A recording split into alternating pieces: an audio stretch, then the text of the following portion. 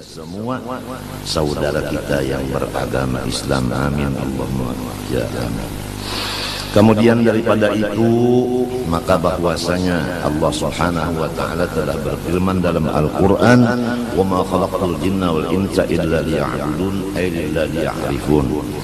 Tidak aku ciptakan akan jin dan manusia kecuali untuk mengabdi kepada aku. Tafsirnya mengabdi, mengenal kepada aku. Jadi tujuan kita dihidupkan di sini adalah mengabdi kepada Allah untuk mencapai makrifat atau mengenal Allah. Mengenal Allah itu tujuannya untuk takwa kepada Allah. Takwa itu tujuannya untuk mendapat surga di dunia dan di akhirat. Selesai. Kemudian untuk mencapai yang demikian, pertama mengenal diri, yang kedua memperlakukan diri sebagaimana hamba, yaitu beribadah. Hasilnya akan mendapat makrifat dan akan mendapat takwa dan akan mendapat surga.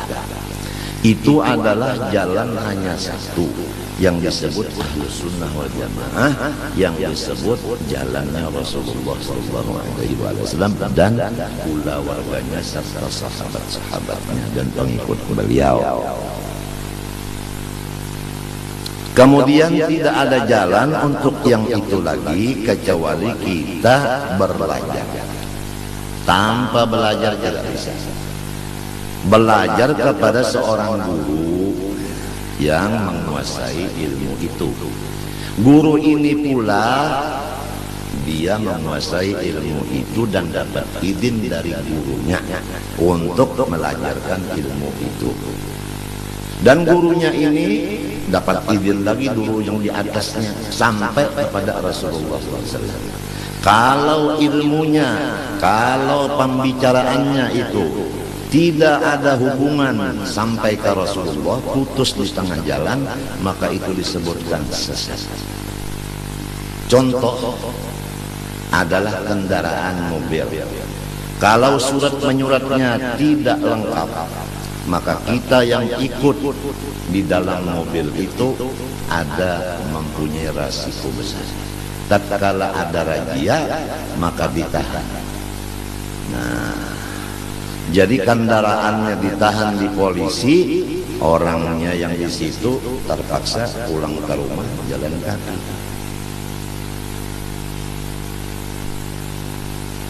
Jadi harus orang-orang yang menjadi pemimpin masalah agama, terutama masalah makrifat kepada Allah, yaitu mengenal diri ini, harus orangnya menguasai ilmu agama betul-betul yang berdasarkan Ahlus Sunnah wal Jamaah dan dapat izin dari syekh yang di atasnya.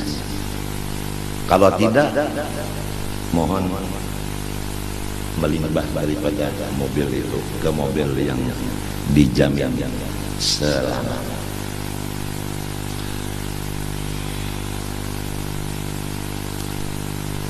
Adapun contoh kita untuk yang demikian keseluruhan hanya satu, Rasulullah SAW.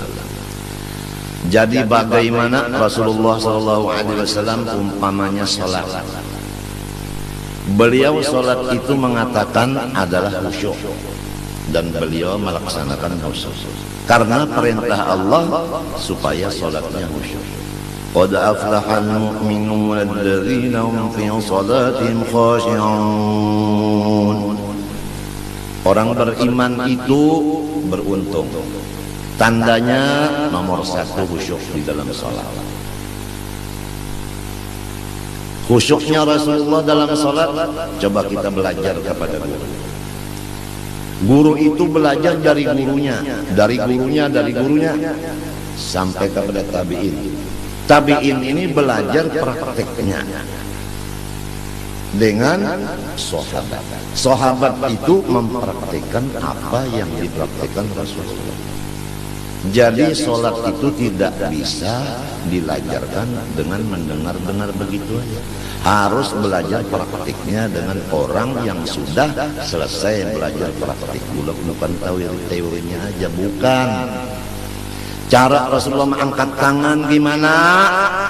Cara Rasulullah meletakkan tangan di mana? Gimana? Cara Rasulullah meletakkan dua kaki waktu berdiri, waktu sujud gimana? Itu cara mata Rasulullah letaknya kemana tujuannya? Itu cara bacaan Rasulullah gimana? Hati Rasulullah gimana? Itu harus dikuasai dulu. Misal contoh sholat. Nah, sekedar kita mencontoh sholat sebagaimana Rasulullah yang diajarkan beliau, sallu kama ra'aitumuni usolli, kamu sholat lihat sebagaimana saya. Tentu yang dilihat itu yang zahirnya dulu. Kalau yang zahirnya sholatnya udah lain, pakaiannya bukan seperti pakaian Rasulullah waktu sholat, mengangkat tangannya bukan seperti Rasulullah, bacaannya bukan seperti Rasulullah, ruku' i'tidal bukan seperti Rasulullah, bacaannya bukan seperti Rasulullah, udah nggak bisa dia mengenal diri. Otomatis dia tidak bisa mengenal Allah. Otomatis dia tidak bisa mengajar orang lain untuk mengenal diri dan mengenal Allah. Otomatis tidak bisa mencapai takwa kepada Allah. Otomatis hidupnya sengsara. Kalau terjadi orang yang tidak mengikut Rasulullah hidupnya bahagia, maka itu tidak ada lain dari istidraj, lanjuran semata-mata. Itu yang disebut di ayat sanastadrijuhum min haitsu la ya'lamun wa umli lahum inna kaidi matin. Kami berikan apa aja terhadap mereka. Kesehatan diberi, harta diberi, kekuasaan diberi, kemuliaan diberi, dan semuanya diberi. Tapi hawas, tatkala habis umurnya dia langsung mendapat jahanam. Dunianya hanya di surga. Tapi kalau orang soleh, Rasulullah contohnya, asyaddun nasi bala'an al-anbiya, thumma al-ulama, thumma al-amthal fal-amthal, atau kama qala sallallahu alaihi wasallam. Ini beda. Orang soleh, terutama Rasulullah, tanda kesolehannya adalah musibah dan bala, penyakit dan pikiran yang berat-berat. Itu saling sehari tambah barat, tambah banyak, tambah macam-macam. Dirinya sakit, mertuanya sakit, istrinya sakit, anaknya sakit, kentongnya juga sakit. Itu tambah hari tambah banyak, tambah hari tambah banyak, tambah hari tambah banyak bebannya itu. Itu tandanya orang soleh. Kalau tandanya orang dilanjur, dia sehat segar bugar, istrinya juga, anaknya juga, keluarga juga, hartanya tambah terus, nggak ada apa, dilanjur. Seperti itu apa, kerbau atau sapi itu diberi makanan, diberi suntikan macam, akhirnya disembelih jadi kurban. Mau begitu? Tentu jawabannya no.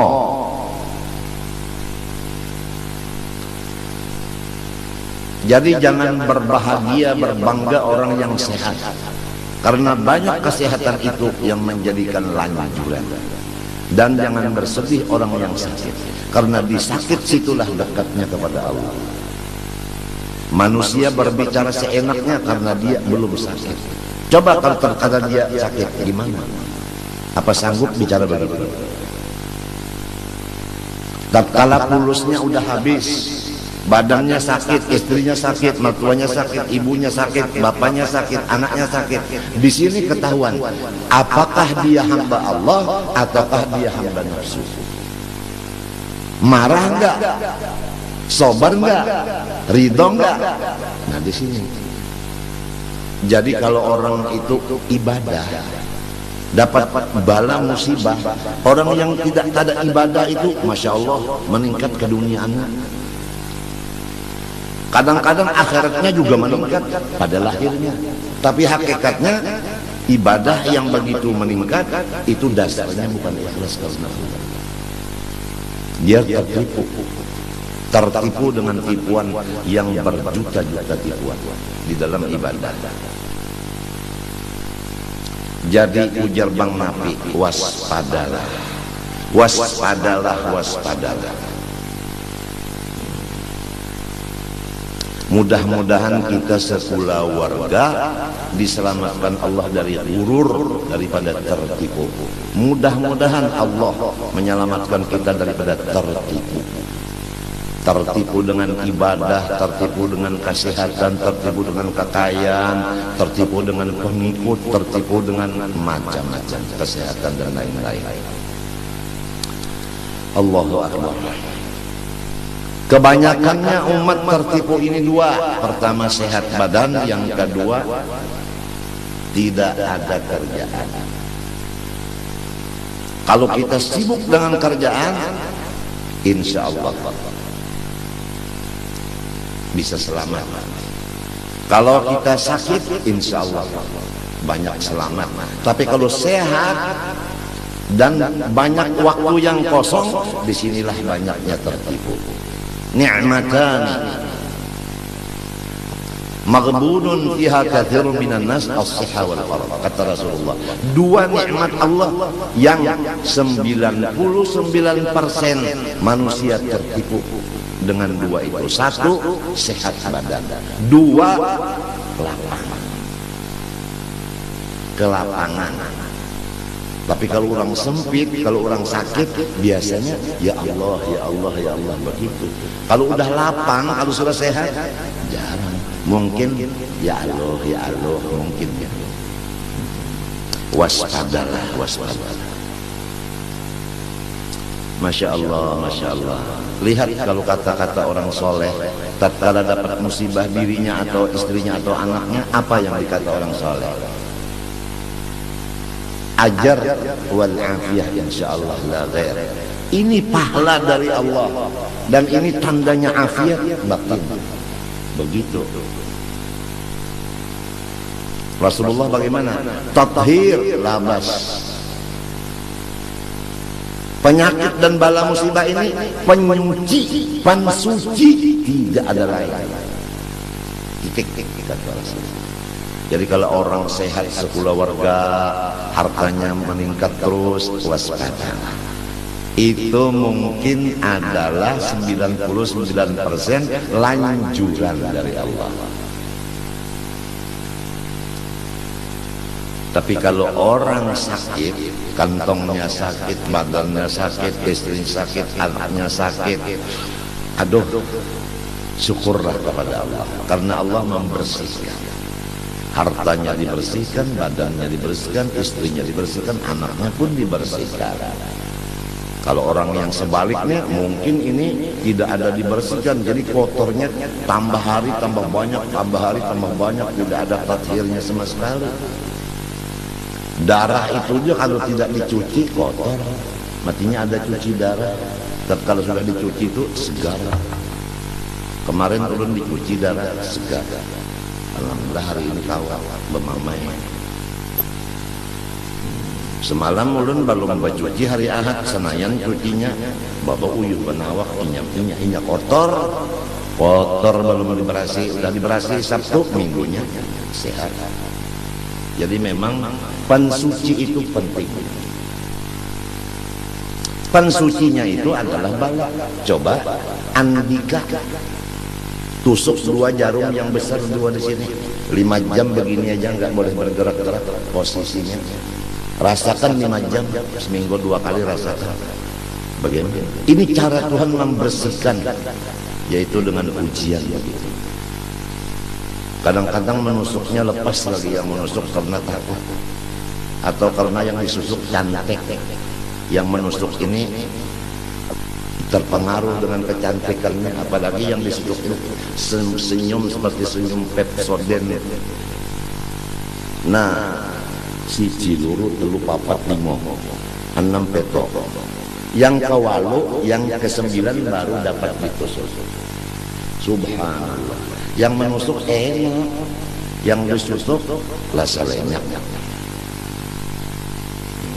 Seminggu 2 kali, Masya Allah. Kalau yang lain-lainnya ketawa terus, gitu terus, karena dia tidak dirasakan tanda-tanda orang soleh di dirinya. Dia dilanjur oleh Allah. sanastadrijuhum min haitsu la ya'lamun wa umli lahum inna kaidi matin. Apalagi orang yang zalim, yang berani kepada ulama, yang menentang kepada wali Allah Ta'ala, yang menghinakan kepada wali Allah Ta'ala, yang tidak memberikan maaf pada kesalahan orang-orang Islam. Coba lihat apa? Masya Allah, Masya Allah. Orang yang begitu namanya zalim, sifat keras begitu zalim namanya. Innallah yumli lidh-dhalim. Allah Ta'ala memberikan apa aja bagi orang yang zalim, tapi hatta idza akhadahu lam yuflitu, sampai masanya Allah menyiksa, tidak bisa dia melepaskannya. Emang kalau maling atau pencuri itu tidak ada yang tahunya sama sekali, hati-hati. Itu yang maha tahu yang akan memasukkan ke penjara neraka. Kalau pencuri itu satu pun nggak ada yang tahu, atau ada yang tahu itu pencuri tapi didiamkan, karena yang mendiamkan itu pencuri juga. Tapi Allah yang maha kuasa itu yang bakal memasukkan ke dalam penjara. Penjaranya di mana? Jahannama yaslaunaha babisal qarar. Di sana nanti. Kalau penjara di sini sekian tahun bebas. Di sana khalidina fiha, kekal di dalamnya. Enggak ada istilah sekian tahun, enggak ada.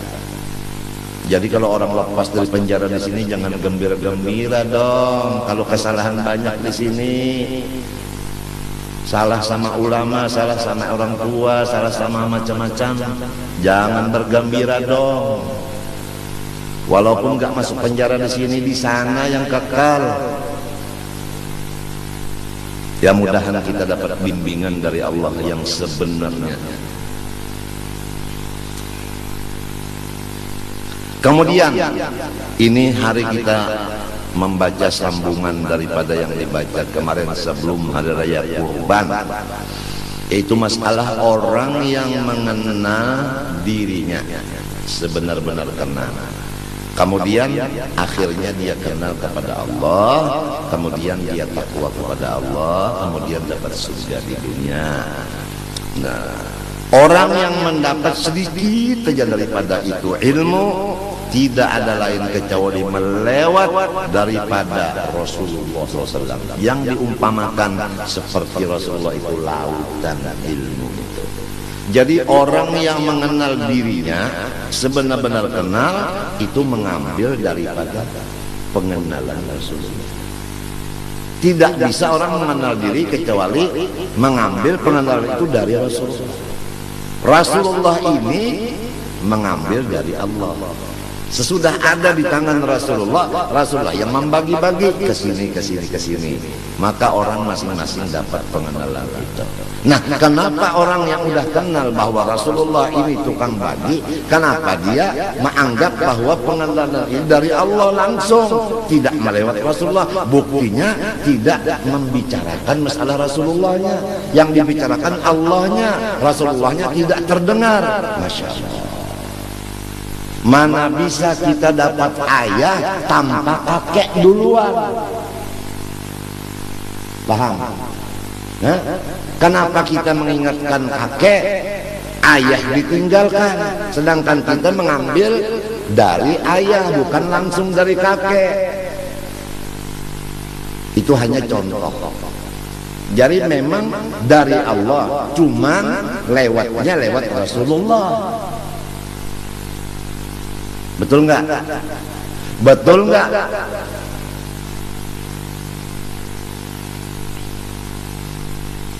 Pusat kada bisa langsung dari pusat, harus dari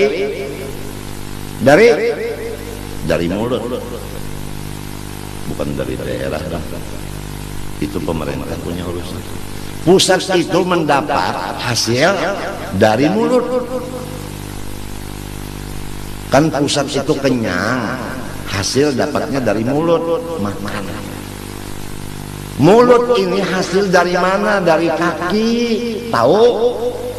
Kaki itu di bawah. Dari yang di bawah mulutnya dapat. Mulut mengirim ke pusat.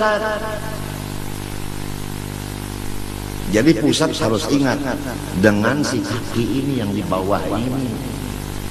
Jadi kita kalau udah alim jangan lupa dari guru yang asal melajari A, B, U, A, E, U. Itu jangan lupa sama guru yang awal itu tadi.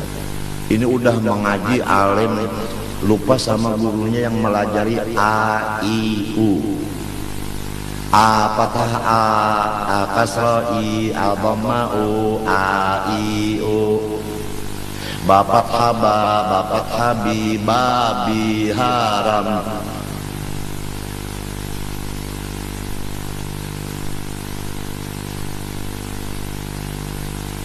Biasanya udah alim lupa sama. Apalagi udah alim punya Mercedes. Gurunya yang asal melajari A, I, U itu tadi batukan jalan kaki. Yang muridnya yang melajarnya udah pangkatnya tinggi, udah hartanya banyak, udah mobilnya aduh, nggak ada assalamualaikumnya, nggak ada. Paling-paling kalau assalamualaikum karena gurunya udah tengkong tangannya begitu karena stroke, assalamualaikum. Jadi kata gurunya waalaikumsalam wa rabbi wa hajal burud. Sekian. Akhirnya apa muridnya? Ada yang picak satu, ada yang berburut, ada yang berkurap. Karena kawalat sama gurunya. Orang yang ketulahan sama gurunya itu macam-macam. Ketulahan itu kawalat itu macam-macam caranya. Ada yang hartanya habis, ada yang rumah tangganya berantakan, ada yang parutnya macam-macam. Ada yang pangkatnya amblas, ada yang hutangnya meningkat, pakai bunga lagi.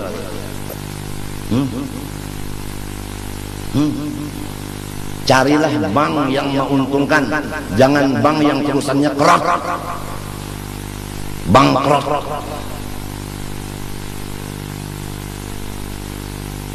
Ini mungkin di sini ada nih tamu datang nih. Kira-kira direktur bank kira-kira. Kenapa ya? Kebetulan Bapak di rumah saya, jadi saya yang berpuasa.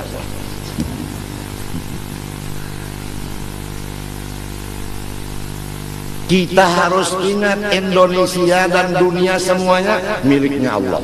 Lillahi ma fis samawati wa ma fil ardh.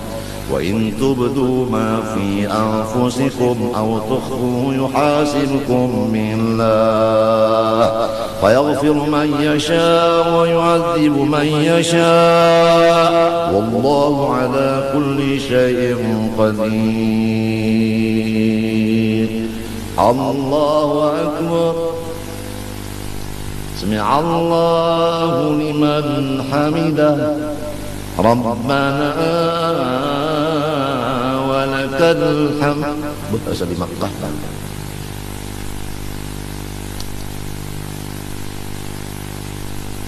Apa kata Allah? Lillah ma fis samawati wa fil ardi milkan wa mulkan wa khalqan wa 'abdan. Tafsirnya begitu.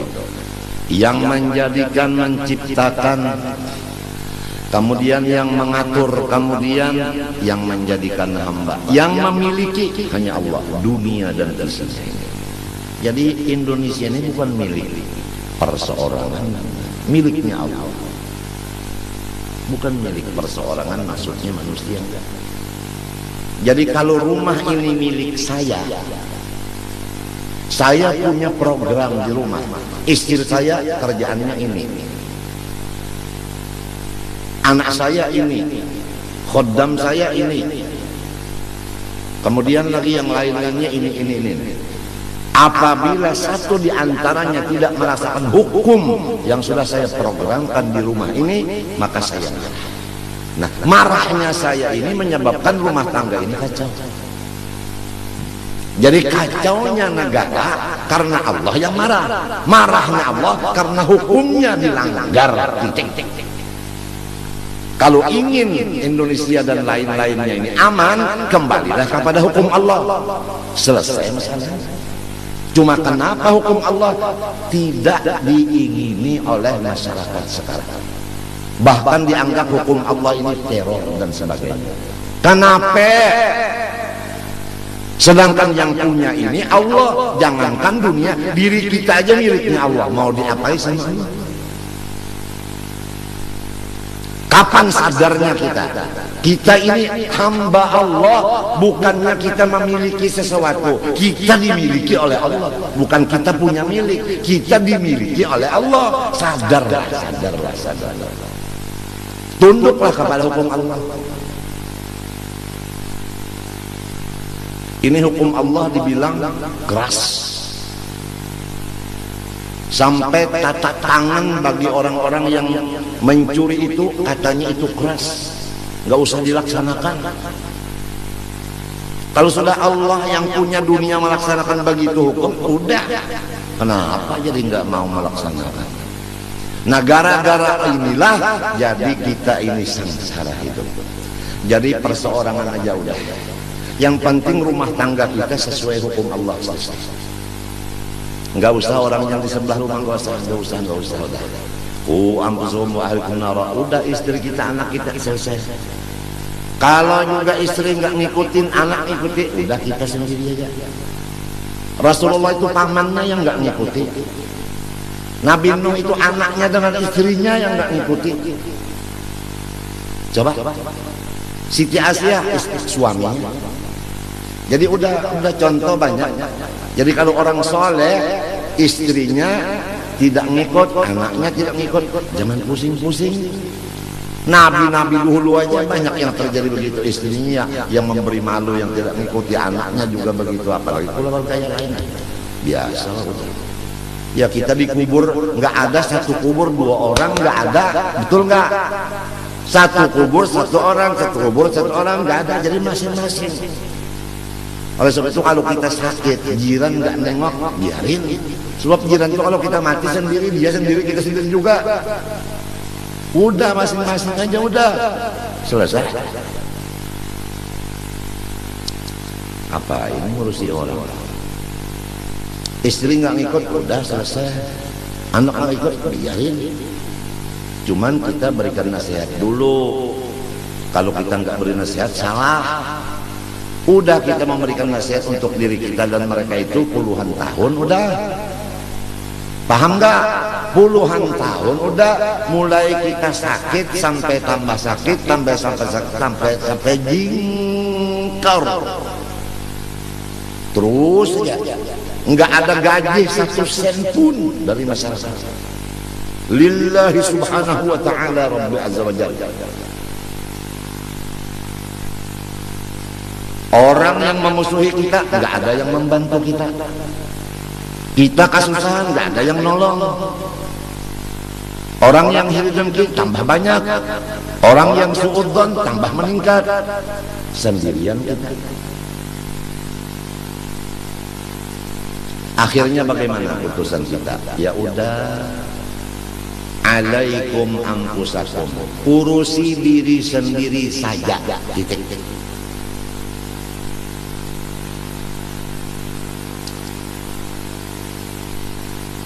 Jadi jangan lupa bapak-bapak semua yang akan menyampaikan kepada ibu-ibu dan anak-anaknya, karena bapak-bapak yang akan ditanya mengurusi istri dan anaknya.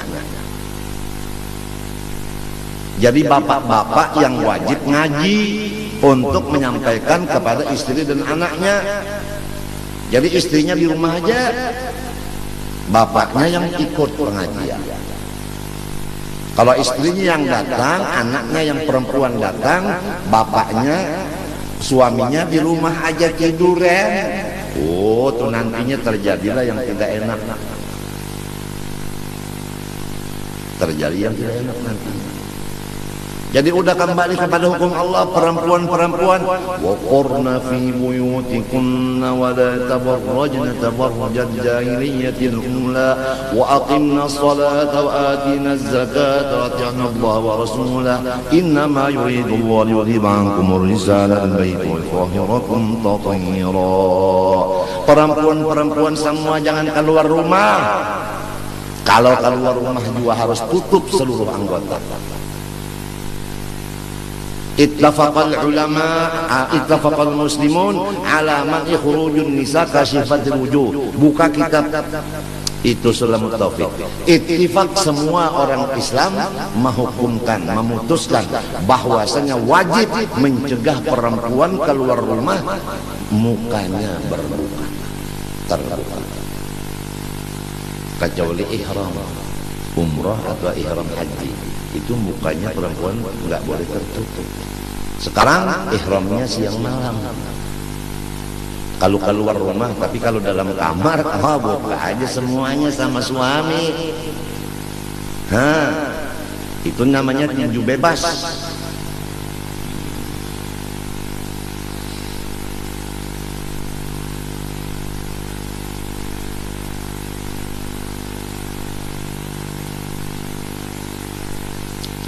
Ya mudah-mudahan Allah Ta'ala memberikan kesadaran di hati kita, mengaku bahwa diri kita banyak salah, banyak melanggar hukum Allah, baik diri sendiri maupun istri dan anak kita akui.